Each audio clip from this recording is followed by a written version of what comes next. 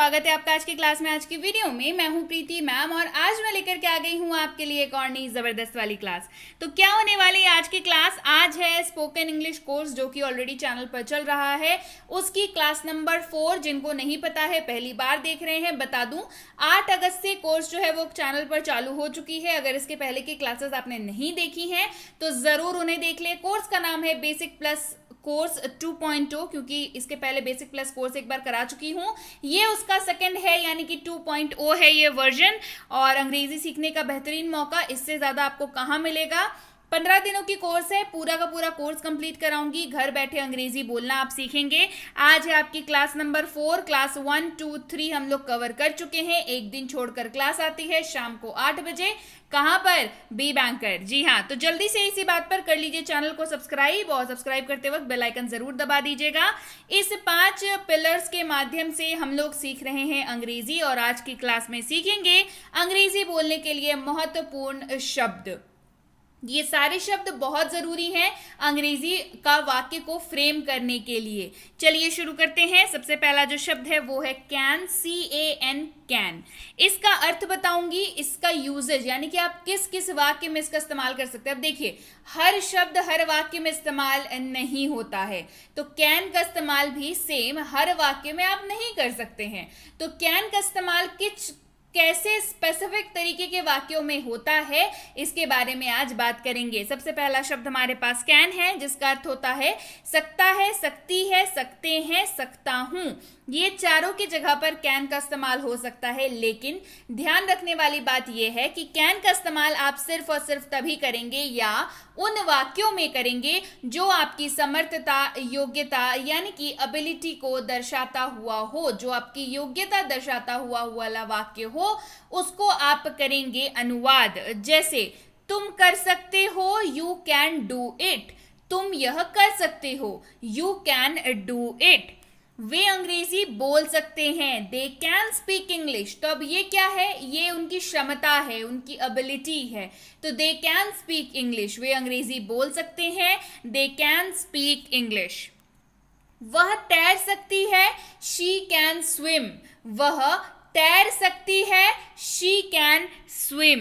बढ़ते हैं आगे। अगला शब्द है विल, WILL, विल, जिसका अर्थ होता है गा, गे, गी। यानी कि वाक्य के अंत में आपको क्या देखने को मिलेगा? या तो गा मिलेगा, या तो गे मिलेगा, या तो गी मिलेगा। इन तीनों में से जो भी आपको वाक्य के अंत में दिख जाए, समझ जाइए कि उसमें विल का प्रयोग होगा। जैसे वह जाएगा, ही विल गो। वह जाएगा, ही विल गो। वे घर जाएंगे, दे विल गो होम। वे घर जाएंगे, दे विल गो होम। अब जब विल की बात आती है तो बहुतेरे बच्चे मुझसे पूछते हैं कि मैम शैल का इस्तेमाल क्या होगा। स्टूडेंट्स में हमेशा ये कंफ्यूजन बनी रहती है। मैं बता दूं, शैल का जो मतलब है वो भी होता है गा, गे, गी, लेकिन इसके ऊपर बहुत ज्यादा आपको ध्यान देने की जरूरत इसलिए नहीं है क्योंकि अब व्यवहारिक तौर पर स्पोकन इंग्लिश में शैल का इस्तेमाल नहीं किया जाता है। सो ज्यादा दिमाग लगाने की इसमें जरूरत है नहीं, है ना। आगे बढ़ते हैं। अगला शब्द है MAY, में, महीने वाला में नहीं, है ना, ये अंग्रेजी के शब्द वाला में, MAY, में, जिसका अर्थ होता है सकता है, सकती है, सकता हूं, सकते हैं। अब सवाल ये आता है कि कैन का अर्थ भी तो यही बताया मैम ने, और मे का अर्थ भी यही बताया, तो दोनों में फर्क क्या है? फर्क ये है कि मे का इस्तेमाल आप संभावना, अनुमति या अनुरोध जैसे वाक्यों में करेंगे। मे शब्द का इस्तेमाल। वह जा सकता है, ही मे गो। वह जा सकता है, ही मे गो। हमें देर हो सकती है, वी मे बी लेट। हमें देर हो सकती है, वी मे बी लेट। क्या मैं अंदर आ सकता हूं? मे आई कम इन। क्या मैं अंदर आ सकता हूं? मे आई कम इन। बढ़ते हैं आगे। अगला शब्द है मस्ट, MUST, मस्ट, जिसका अर्थ होता है अवश्य चाहिए या जरूर चाहिए। क्या अर्थ होता है? अवश्य चाहिए या जरूर चाहिए। उसे अवश्य जाना चाहिए, ही मस्ट गो। उसे अवश्य जाना चाहिए, ही मस्ट गो। मुझे अवश्य उनकी मदद करनी चाहिए, आई मस्ट हेल्प देम। मुझे अवश्य उनकी मदद करनी चाहिए, आई मस्ट हेल्प देम। उन्हें अवश्य एक कार खरीदनी चाहिए, they must buy a car. उन्हें अवश्य एक कार खरीदनी चाहिए, they must buy a car. अगला शब्द है शुड, SHOULD, शुड, जिसका अर्थ होता है चाहिए, लेकिन इसका इस्तेमाल होता है सलाह देने के लिए या उपदेश देने के लिए। जैसे उसे जल्दी उठना चाहिए, he should wake up early. उसे जल्दी उठना चाहिए, he should wake up early. हमें विनम्र होना चाहिए, वी शुड बी पोलाइट। हमें विनम्र होना चाहिए, वी शुड बी पोलाइट। उन्हें कड़ी मेहनत करनी चाहिए, दे शुड वर्क हार्ड। उन्हें कड़ी मेहनत करनी चाहिए। क्या कर रहे हैं? सजेशन दे रहे हैं, सलाह दे रहे हैं, है ना। उन्हें कड़ी मेहनत करनी चाहिए, दे शुड वर्क हार्ड। आगे बढ़ते हैं, अगला शब्द है वुड, WOULD, वुड, जिसका भी अर्थ होता है गा, गे, गी। जी हाँ, यही अर्थ होता है इसका, लेकिन ये इस्तेमाल होता है ऐसे किसी भी वाक्य में जो संदेहास्पद या संभावना जताने वाला हो, भविष्य में भविष्य परंतु कहे जाने, मतलब भविष्य में, लेकिन भविष्य वाले वाक्य हो लेकिन अभी कहे जा रहे हो। ठीक है, चलिए। वह परीक्षा उत्तीर्ण करेगी, she would pass the exam. She would pass the exam.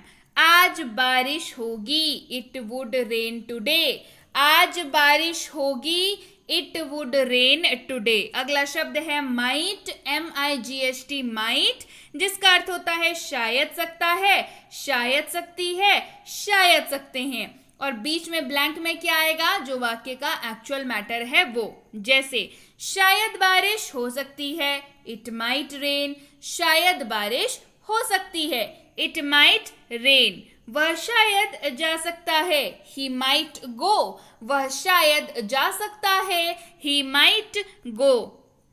उन्हें शायद देर हो सकती है, दे माइट बी लेट। उन्हें शायद देर हो सकती है, दे माइट बी लेट। अगला शब्द है कुड, COULD, L साइलेंट हो जाएगा, पढ़ेंगे इसको कुड। क्या पढ़ेंगे? कुड। अर्थ होता है सका, सकी, सके, या पाया, पाई, पाए। वाक्य के अंत में दिखेगा। और उस वाक्य में अनुवाद करते वक्त किसका इस्तेमाल करेंगे? कुड का इस्तेमाल करेंगे। जैसे मैं अंग्रेजी बोल सका, या फिर मैं अंग्रेजी बोल पाया, आई कुड स्पीक इंग्लिश। मैं अंग्रेजी बोल सका या मैं अंग्रेजी बोल पाया, आई कुड स्पीक इंग्लिश। वह नहीं जा सका या वह नहीं जा पाया, ही कुड नॉट गो। वह नहीं जा सका या वह नहीं जा पाया, ही कुड नॉट गो। वे पढ़ाई नहीं कर सके या वे पढ़ाई नहीं कर पाए। वे पढ़ाई नहीं कर सके या वे पढ़ाई नहीं कर पाए, they could not study. They could not study. अगला शब्द है कुड बी। क्या शब्द है? कुड बी, जिसका अर्थ होता है हो सकता था। क्या अर्थ होता है? हो सकता था। हो सकता है के रूप में भी इसका इस्तेमाल होता है, लेकिन तब जब पॉसिबिलिटी की बात हो रही हो, संभावना की बात हो रही हो, तब हो सकता है के रूप में इस्तेमाल होगा। ऐसे हो सकता था के रूप में भी इस्तेमाल होता है। वह अस्पताल में हो सकता है, संभावना जताई जा रही है, आप श्योर नहीं हैं। वह अस्पताल में हो सकता है, he could be in the hospital. वह अस्पताल में हो सकता है, he could be in the hospital. वह बीमार हो सकता था, ही कुड बी सिक। वह बीमार हो सकता था, ही कुड बी सिक। आगे बढ़ते हैं, अगला शब्द है शुड बी, यानी कि SHOULD, साइलेंट, ये हो गया शुड। साथ में पढ़ेंगे बी का इस्तेमाल, शुड बी, जिसका अर्थ होता है होना चाहिए। क्या होता है अर्थ? होना चाहिए। उसे घर पर होना चाहिए, he should be at home. उसे घर पर होना चाहिए, he should be at home. उन्हें दयालु होना चाहिए, दे शुड बी काइंड। उन्हें दयालु होना चाहिए, दे शुड बी काइंड। आगे बढ़ते हैं, अगला शब्द है वुड बी, WOULD हो गया वुड। साथ में पढ़ेंगे बी का इस्तेमाल, वुड बी, जिसका अर्थ होता है रहे होंगे, रहे होगे, रही होगी या रहा होगा। वुड बी, रहे होंगे, रहे होगे, रही होगी, रहा होगा। इन चारों के जगह पर आप अनुवाद करते वक्त वुड बी का इस्तेमाल करेंगे। जैसे वह आ रहा होगा, ही वुड बी कमिंग। वह आ रहा होगा, ही वुड बी कमिंग। वे लोग पढ़ रहे होंगे, दे वुड बी स्टडिंग। वे लोग पढ़ रहे होंगे, दे वुड बी स्टडिंग। सो ये थे कुछ मुट्ठी भर ऐसे शब्द जिनका इस्तेमाल बहुत अहम है जब आप अंग्रेजी सीख रहे हो। तो क्योंकि मैं आपको फ्री कोर्स करा रही हूँ और मैं आपको अंग्रेजी सिखा रही हूँ, यकीन मानिए ये 15 दिन आपके लिए लाइफ चेंजिंग साबित होंगे। बेसिक प्लस स्पोकन इंग्लिश की कोर्स जिसने करी है वो आज भी जो है चैनल से जुड़ा हुआ है, आज भी रेगुलर प्रैक्टिस करता है और आज भी कमेंट मुझे आते हैं, मुझे व्हाट्सएप पर मैसेज आते हैं, टेलीग्राम पर मैसेज आते हैं कि उनकी लाइफ जो है बिल्कुल बदल गई है। उनकी अंग्रेजी को बोलने का नजरिया, देखने का नजरिया, सीखने का नजरिया बिल्कुल बदल चुका है। तो आपके लिए भी ये अवसर है। बहुत ज्यादा रिक्वेस्ट आ रही थी मैम बेसिक प्लस कोर्स दोबारा करा दीजिए। होता क्या है ना, जब आप कोर्स मैं करा रही हूं और आप अभी करेंटली सीख रहे हैं तो इसका मजा कुछ और होता है ना। जैसे आप वेट करते हैं क्लासेस का, जैसे आज की क्लास, जो लोग भी क्लास 1, 2, 3 जिन्होंने भी की है वो आज क्लास 4 करेंगे, ऐसे ही 5, 6, 7, 8 ऐसे करते करते पूरी 15 क्लासेस को करेंगे। तो अगर आप नए हैं, आपने पहली बार देखा है, आप पहली बार ज्वाइन कर रहे हैं, तो आई विल रिक्वेस्ट कि आज की क्लास तो आपने कर ली, 1, 2, 3 क्लास को कर लीजिए आज ही, और आज और कल में करके फिर से जब परसों क्लास आएगी, क्योंकि एक दिन छोड़ के क्लास आती है ना, तो उस क्लास में आप बिल्कुल एक सार हो जाएंगे। क्लास 5th से आपकी फिर से तैयारी चालू हो जाएगी।